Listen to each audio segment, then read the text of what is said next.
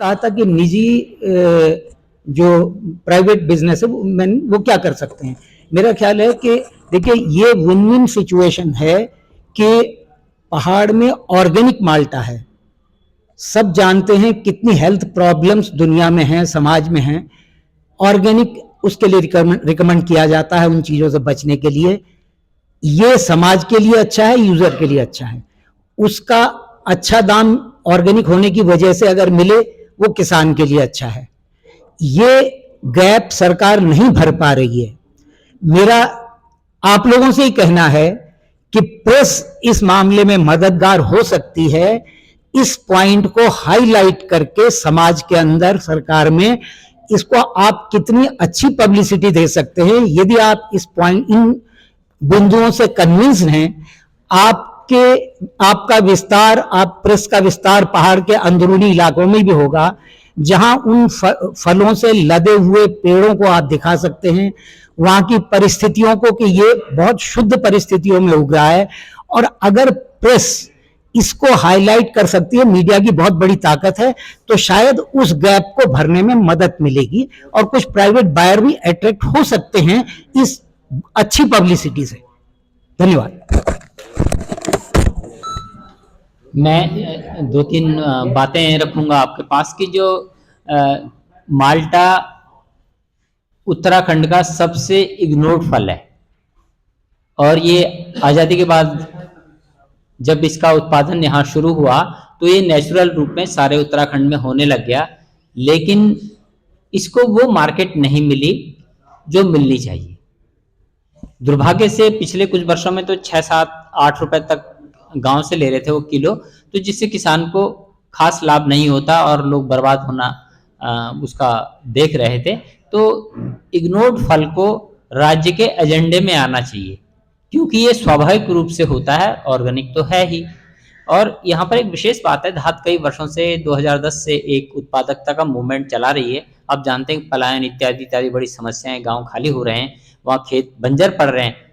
ऐसे में अगर कोई चीज स्वाभाविक रूप से पैदा होती है, उनमें से एक माल्टा है, उसे बंदर भी बहुत ज्यादा नुकसान नहीं पहुंचाते, लेकिन उसके उपयोग की नीति सरकार की होनी चाहिए। जो मोदी जी के एजेंडे में ये अभी बात आई है, वो इसीलिए आई है कि पिछले कुछ वर्षों में धाधने से उठाया है, और आप जानते हैं कि सरकारी डिपार्टमेंट्स आंकड़े चाहे कैसे भी दे रहे हो, लेकिन बड़ी सतर्क रहती है और पब्लिक के मुद्दे उठाकर प्रधानमंत्री के मुंह से निकलवाती है, लेकिन एक्शन नहीं लेती। तो हम यहाँ चाहते हैं कि एक्शन लें।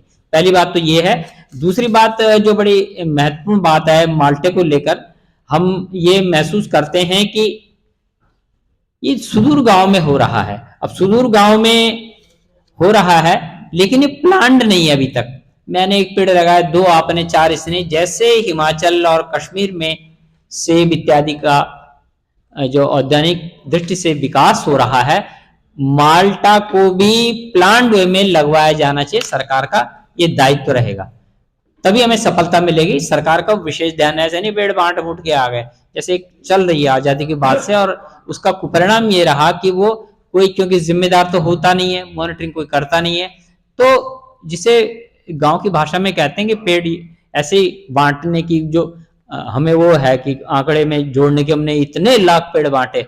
आजादी के बाद अगर इतने लाख पेड़ उगे होते तो उत्तराखंड कब समृद्ध हो गया होता, J&K एंड हिमाचल की तरह। तो तीसरी जो बात है, हम एक सोसाइटी हैं, नागरिक समाज है जो मुद्दे उठा रहे हैं। नागरिक समाज का जो जिम्मेदारी है, क्योंकि हम छोटी सी संस्था है, सरकार सबसे बड़ी संस्था है जो राज्य को नियंत्रित करती है। अगर राज्य को नियंत्रित करने वाली संस्था, जिसके पास बहुत बड़ा बजट है उद्यान विभाग के लिए, सैलरीड लोग हैं, अगर वो इसको ध्यान से करेंगे, तो मैं समझता हूं कि उत्तराखंड में माल्टा को एक ब्रांड के रूप में हम स्थापित कर सकते हैं। तो इसके लिए हमने इसलिए एक मांग पत्र तैयार किया है कि उपेक्षित फल तो है ही, हमने इसके जो गुणों को प्रचारित नहीं किया। एडवर्टीजमेंट सरकार को करना चाहिए, सूचना विभाग आपको तमाम चीजों के लिए अपने प्रचार प्रसार करता है। मैं समझता हूँ माल्टा को लेकर भी उन्हें कैंपेन चलाना चाहिए, क्योंकि हम तो संस्था है, हम तो आपको बोल रहे हैं चाय पिलाएंगे, बस बात खत्म। लेकिन सवाल क्या है, सरकार ही सबसे बड़ी संस्था है, वही नियामक है, वही कर सकती है। हम तो एक मन की बात कर रहे हैं ना अपने, कि ऐसा होना चाहिए। हम तो एक खोज रहे हैं कि हमारा समाज समृद्ध कैसे हो, पलायन रुके, उन खेतों में जो बंजर हो रहे हैं क्या हो सकते हैं। तो हम एक मांग पत्र जो है यहाँ पर देना चाह रहे हैं। अभी क्या एक बैठक हुई थी एक राजपुर रोड के होटल में, बड़ी हाई फाई। तो मैं देखता हूँ कि सरकार के पास इस छोटे से आयोजन के लिए जो वहाँ पर प्रेस का भी था, सेब को विदेश में भेजा गया था, और जो उस पे मैं समझता हूँ उस हाई फाई होटल में जितना खर्च किया गया था, वैसा ही खर्च इनको माल्टे पर भी करना चाहिए। और जो औद्योगिक विपणन परिषद है उसको भूमिका को विस्तार देना चाहिए, और उसको जमीन पर जाना चाहिए, धरातल पर कहाँ हो रहा है। अगर एक संस्था वाले जाएंगे कितनी बार जाएंगे, एक बार दो बार। तो एक वो है मांग पत्र है। और बसों में अब जो चमोली से आगे पैदा हुआ यहाँ आते आते उसका किराया कितना पड़ जाएगा कि वो किसान यहाँ तक ला ही नहीं सकता। तो ये सब सरकार को होने चाहिए, और निःशुल्क बिक्री केंद्र बनने चाहिए, बल्कि क्रय केंद्र बनने चाहिए। और हम ये जो दे रहे हैं, और सरकारी स्कूलों में इनकी खपत होनी चाहिए। और मिनिमम जो 10 रुपए क्या होता है आजकल, अब शायद बढ़ाएंगे तो वो करें। और ये सभी जो चीजें हैं ये हम आपको दे रहे हैं, कृपया आप इन्हें पढ़ भी लीजिए, ताकि आप ये जो है मांग। आपके पास कोई कंक्रीट खाता है कि प्रधानमंत्री जी को मिनिस्ट्री से कोई भेजा गया था?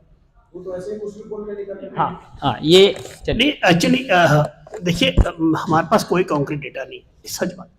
लेकिन उन्होंने मेंशन किया अपनी घोषणा में, जैसे मेंशन से क्या मतलब? वो तो गढ़वाली भी बोल लेते हैं, क्या वो भाषा जानते हैं?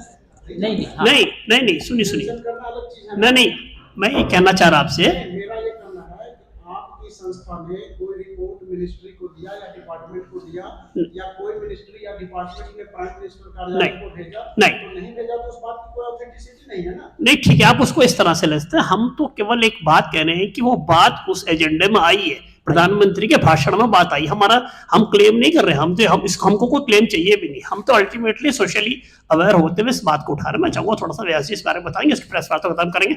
मैं चाहूंगा शुभम जी से कि माल्टे की कचबोली और माल्टा जरूर सबको लेंगे व्यक्तिगत रूप से। तो व्यास जी 2 शब्द। दरअसल जो आपका प्रश्न है कि ये प्रधानमंत्री ने क्यों मेंशन किया, प्रधानमंत्री को कोई भी बात अगर कहनी होती है उससे पहले वो राज्य सरकार की उसमें संस्तुति लेती है। राज्य सरकार से ही इस तरह का रिकमेंडेशंस जाती हैं, उसके आधार पे ही उनका ड्राफ्ट जो भी उनका भाषण है वो बनता है। और कहीं ना कहीं देखिए, हमारी संस्था का काम है सरकार को और नीति नियंताओं को इन्फ्लुएंस करना, और उस इन्फ्लुएंस करने की दिशा में हम लोग निरंतर आगे बढ़ते जा रहे हैं। जिस प्रकार हम लोगों ने हरेला कार्यक्रम जो 2010 से शुरुआत की थी, 2015 में उसको राज्य पर्व घोषित किया गया। तो मैं समझता हूं इसी तरह से माल्टा को भी एक निश्चित पहचान देने में और उसका किसानों को उसका एक अच्छा मूल्य देने की दिशा में हम लोग जो कार्य कर रहे हैं, कहीं ना कहीं सरकार की उस ओर भी ध्यान आकर्षित हुआ है।